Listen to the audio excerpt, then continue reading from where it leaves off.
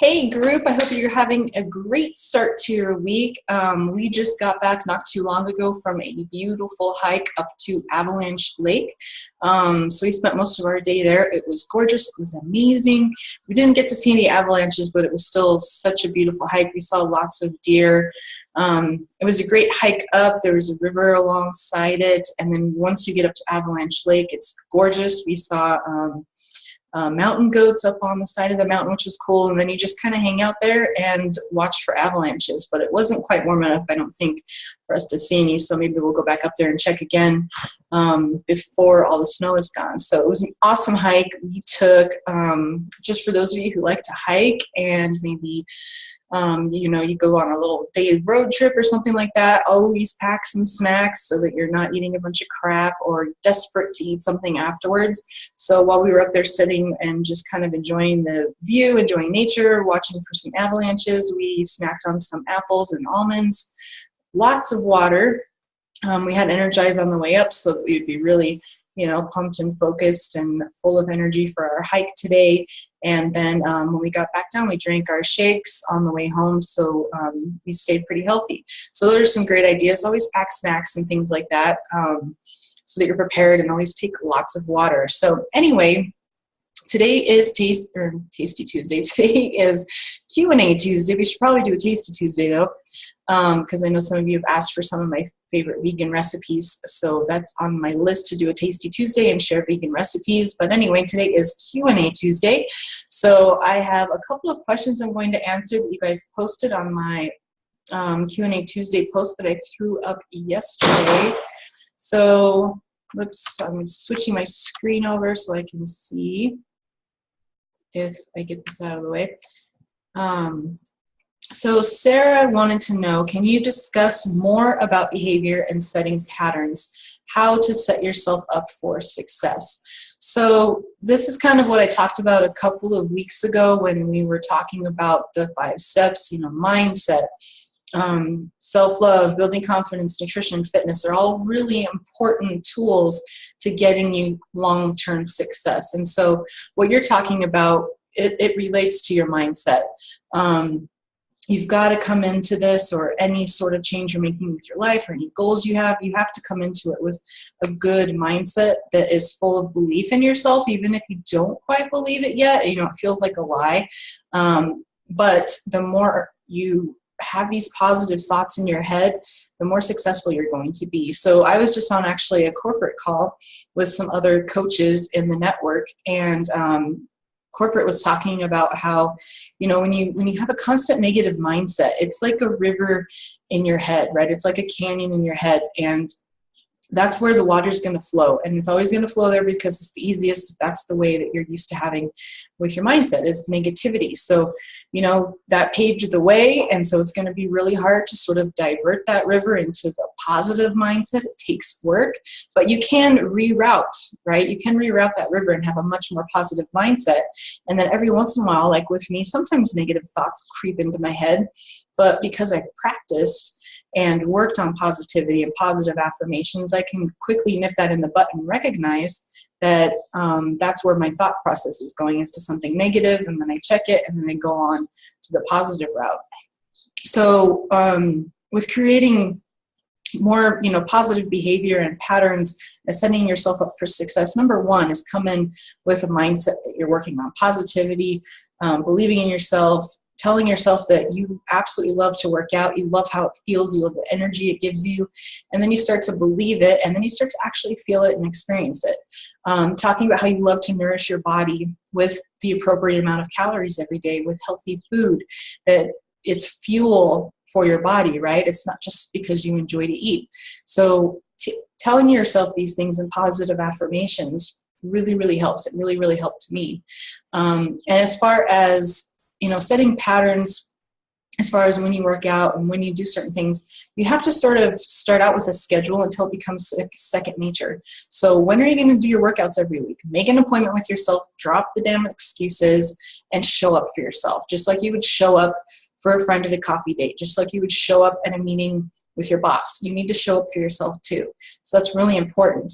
And then, going grocery shopping on a certain day of the week or every other week, or however often you typically go. Following a meal plan. The hardest part about a meal plan is just getting it started, right? Once you have it started, you can follow it week to week and then just rotate recipes in and out so that you have some variety. When you take these steps and you do them consistently long term, they become second nature, so you don't really have to think about it anymore. So it just takes a lot of practice and consistency and sticking with it, because I used to be that person who would fall out, come back in, fall out, come back in. I would stuff my face full of shit and not even like, not a thought in my head about, maybe I shouldn't eat this because it's unhealthy. It's not serving a purpose for my body. This is purely for taste, or I'm binging. I used to do those things mindlessly. And so once you start to exercise these things in your mind, just like your body, you have to exercise your mind as well. Like I said, they become more like second behavior. So, now when I have something, I think about, okay, how did I eat this week? How were my workouts this week? And then if I feel confident in saying, that I did really well, then I'll allow myself to have a treat, and I'll adjust according to the week, as I finish out the week.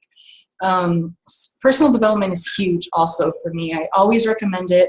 I thought it was a bunch of hoo-ha when I first started it. People suggested it to me because within the coaching network, we really support personal development. It's really important in becoming a better version of you, becoming successful, being a person who leads and inspires other people. You need personal development for that. I didn't just wake up one day, or I wasn't just born with motivation. I had to build it. I had to exercise it and make it strong. I wasn't just born with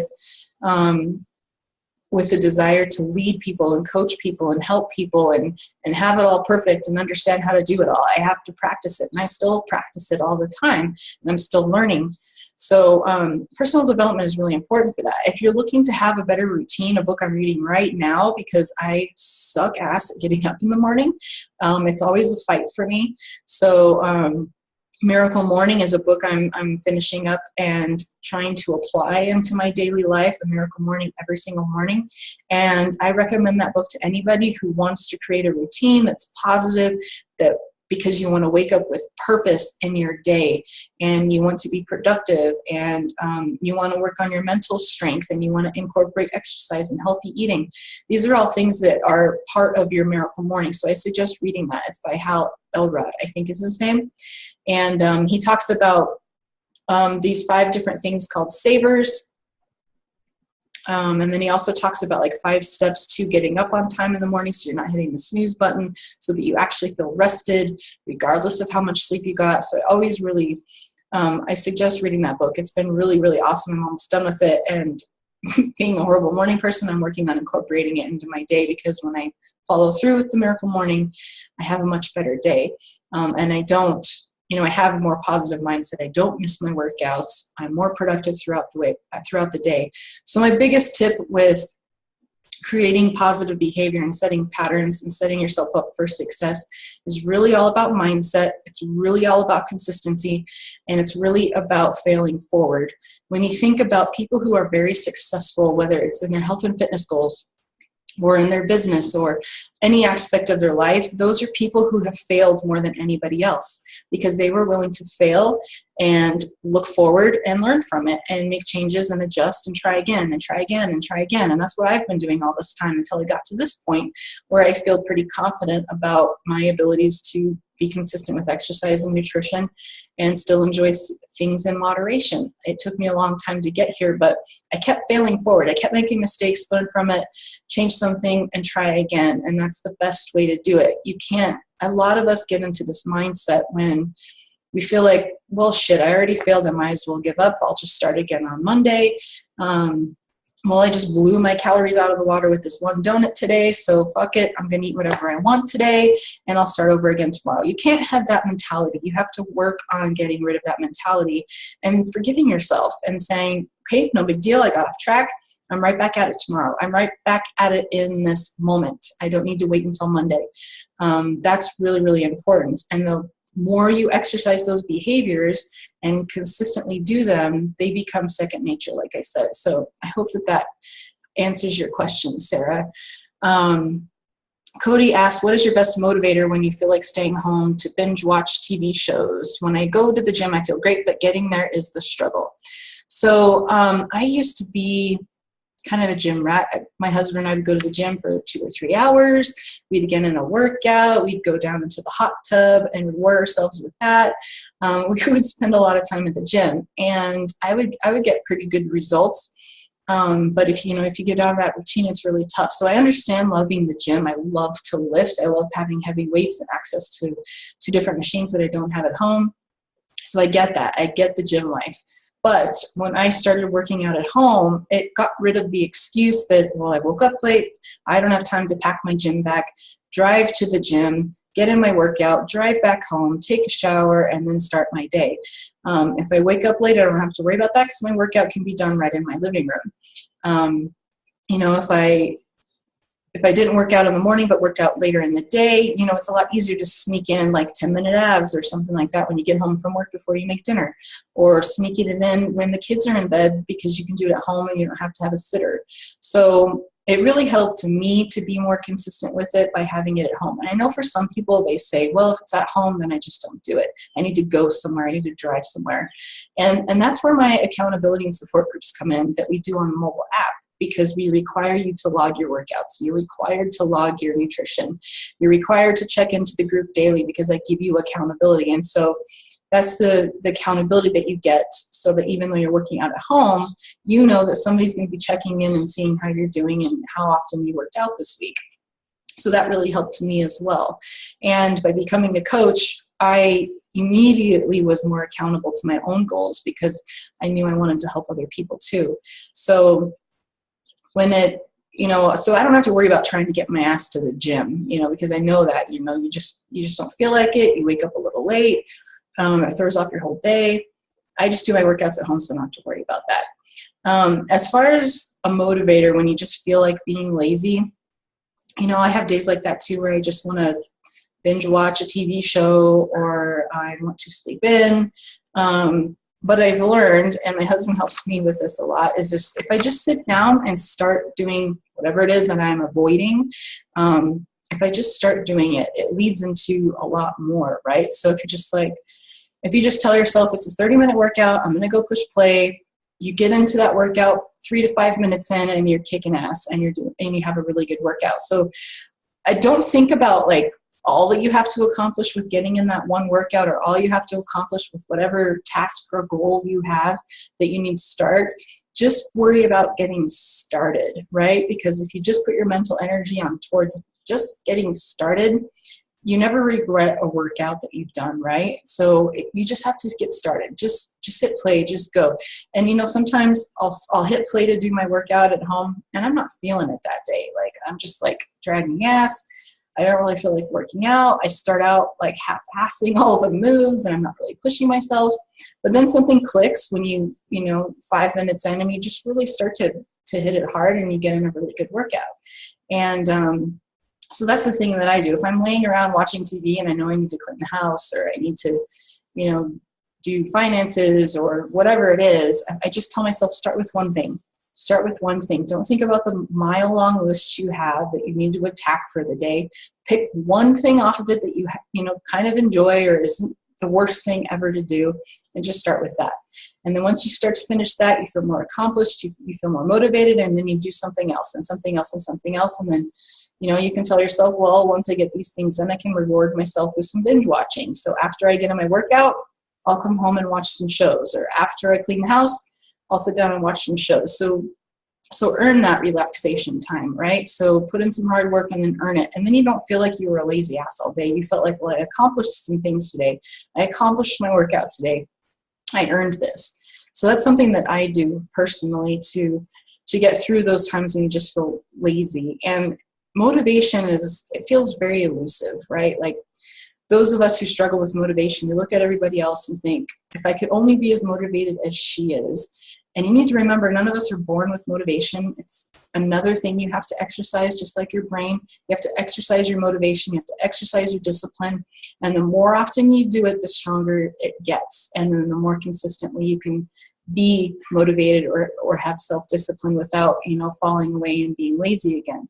So it's something you just have to exercise, and you have to sort of have a conversation with yourself about why you need to do it, why it's important. And remind yourself that you can always come back later and binge watch those TV shows. They're not going to go away. They're going to be there for you an hour from now or 30 minutes from now, or they'll be there for you tomorrow. So focus on doing the things today that can take you a step forward in your goals. Focus on what you can do now that will benefit your future. You know, binge watching TV doesn't really do anything for your future, right? It's a waste of time. So focus on those things that are actually going to benefit your future. And same answer for Rachel. She said, I don't know how to keep motivated to exercise. I walk every day, but after that, I can't get myself to exercise. So same thing. It's just something you have to work on. It's something you have to practice and learn how to be consistent with. You know, like I tell my coaches and I tell you guys, I can give you all the tools to be successful. I can tell you step by step by step everything I've ever done to be successful with my goals, to get to where I'm at right now. But I can't make you do them. I can't make you lose the 10 pounds. I can't make you eat healthy, make you exercise. That's something you have to learn how to do. You have to learn how to convince yourself and remind yourself why you're doing it in the first place. And that's why it's really important to have a deep-rooted why that makes you cry, is what I like to say. So what is your why? That's your deep-rooted reason for wanting to be healthy or for wanting to be successful. And it can't be a surface reason, right? So it can't just be that I want to lose 15 pounds or I want to wear my bikini on our cruise in July or whatever. It can't be something like that. It has to be deeper. It has to be, I want to be a good example for my kids about what a healthy lifestyle is. I want to prevent, you know, type 2 diabetes in my children. I want them to grow up and be healthy. I want to be around for my grandkids. I want to be around for my family. I want to lead a long, healthy, and, you know, amazing lifestyle. I don't want to be 50 years old and be diagnosed with heart disease and cholesterol and diabetes and cancer and all these lifestyle diseases that are preventable, completely preventable because of the way we live. And so you have to have other reasons like that. You know, you have to have a reason that is so important to you that you're willing to show up for it every day. And sometimes, and my husband says this to me too, you know, he's like, if you're not going to do it for you, do it for me, or do it for us, or do it for the girls, or you know, because a lot of times I think women especially, there's less push, I think, inside of us to do stuff for ourselves, but we're more motivated to do things for other people, to make our spouse happy or to make our kids happy or whatever. So if you don't do it for you, do it for them, because they're going to be the ones that have to deal with you being unhealthy and sick and possibly die at a young age, right? So, and they're the ones that are going to live a life that you are living right now. Your lifestyle that you live right now is the lifestyle your kids are most likely going to have as well. And so those are all reasons why you want to remind yourself that you're doing this, that you want to be healthy, that you want to live a happy life and be around for a long time. And then let's see here. And my other point with Rachel too is you say you go for a walk every day, but after your walk, you can't get yourself to exercise. I would say exercise first and then go for your walk as your cool down and then stretch. So if you enjoy walking, I know you've mentioned that you really enjoy going for walks, make your reward for getting in your exercise that walk. And it's peaceful, it's quiet, you earned it, and you can relax, right, and stretch out. And Carolyn said, how do I keep myself motivated to exercise every day? And how do I portion my food into smaller amounts so I don't feel so full after eating a plate of food at a restaurant such as Golden Corral, which is a buffet? I need help. So same answer to you about the motivation stuff. As far as portioning food into smaller amounts so you don't feel so full after eating a plate of food at a restaurant. So if you can avoid buffets, it's so tempting to just, you know, and I grew up with parents who were like, we're going to the buffet and you're going to eat your money's worth, right? And if you didn't go back for seconds or thirds, you didn't eat your money's worth, and mom and dad were not happy about it. That's how I grew up. And so I had to break that habit of when we go out to eat now, yeah, we might pay $18 at a buffet or whatever, or $18 on a meal. That does not mean you have to eat it all, right? So I had to learn that I don't have to eat my money's worth just to get out of it, you know, what I want. Because if you think about it, the kind of way that I had to think about it is, if I sit here and eat all this damn food because I paid for it and I feel like I have to eat it, is that worth more than tomorrow I'm going to feel like shit, I'm going to feel tired, you know, I'm going to feel like sick, and all the other side effects that you have from eating a huge amount of food. And not only that, but is it worth it to eat that way all the time and consistently, and to gain a bunch of weight and to get in the way of your own goals and to not be able to lose weight and get healthy? That plate of food for $18 or however much is never worth your health. It's never worth the long-term effects, right? And so you have to learn, okay, if you're not eating a buffet and you eat out at a restaurant, you put half into a to-go box immediately, you enjoy the other half, and then the next day you can have leftovers for lunch or for dinner or something like that, because portions here in the United States are ridiculous. You don't need to eat all the food just because you bought it just then. You can save and have leftovers later. If you're not somebody that eats leftovers, then you just don't take it and you throw it away, and just be happy with the food that you ate. You enjoyed it, and know that tomorrow you're not going to wake up feeling sick and bloated and overweight, and you're not going to consistently gain weight because you eat this way all the time. So you have to weigh things, right? And if you're going, if you can avoid buffets. Generally at a buffet, you're not going to get very healthy food anyway. But if you are going to eat at a buffet, you need to limit the number of plates you eat, right? It's really tempting to go back for seconds, thirds, fourths until you feel miserable. So limit the number of plates you're eating, and don't be somebody who gets one plate of food and it's stacked this high full of food, because you're going to feel like crap afterwards, right? You're going to feel tired, unmotivated. You're going to be mad at yourself for eating all of that food, and you just threw away all of the hard work you did during that week with your workouts. So say you can have one plate of food. Your stomach is this big. And when you eat 4 plates of food, it stretches your stomach out, right? It makes you feel like crap. And then when you try and eat less calories than you're used to, you feel hungry all the time because your stomach is used to being this big when it should be this big. So, if you're eating at a buffet, 1 plate of food. If you want to eat more than that, you need to have a plate from the salad bar, not with a shit ton of dressing and cheese and all that other stuff, but a healthy, serving of veggies with a little bit of dressing. And then if you want a plate of hot food, you get 1 plate of hot food and that's it. And, we at buffets sometimes, right? We were in Punta Cana at an all-inclusive resort last month, and we ate at a lot of buffets, and I would just take like 2 bites of something, and then then you can have a lot of variety. You can taste a lot of the different foods. You don't have to have a whole ginormous scoop of everything.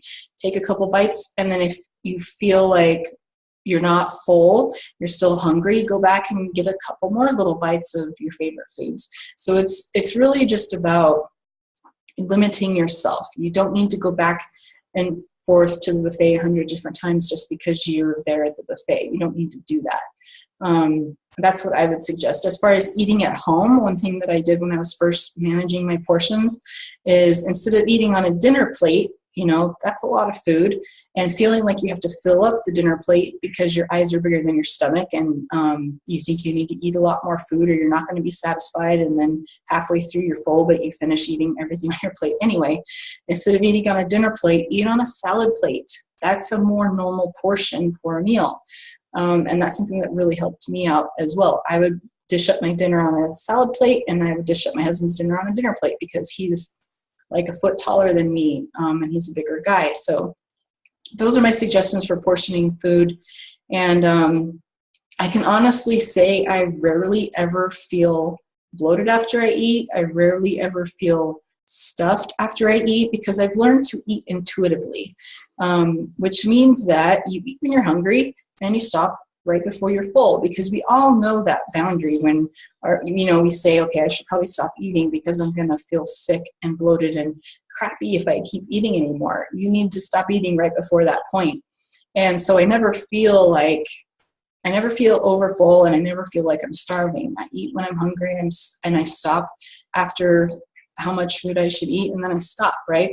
So I hope that makes sense. I hope that I answered your questions okay. If you have any other questions about anything that I brought up today, anything I talked about in this video, just throw them in the comments below. And if you have new questions for me that you'd like me to talk about on next Tasty Tuesday, why do I keep saying that? Not Tasty Tuesday, next Q&A Tuesday's video, throw them in the comments too. Or if I missed your question from another post that we did, throw them in the comments as well, and then I'll write it down so I can answer it on next Q&A Tuesday. All right, you guys have a great week.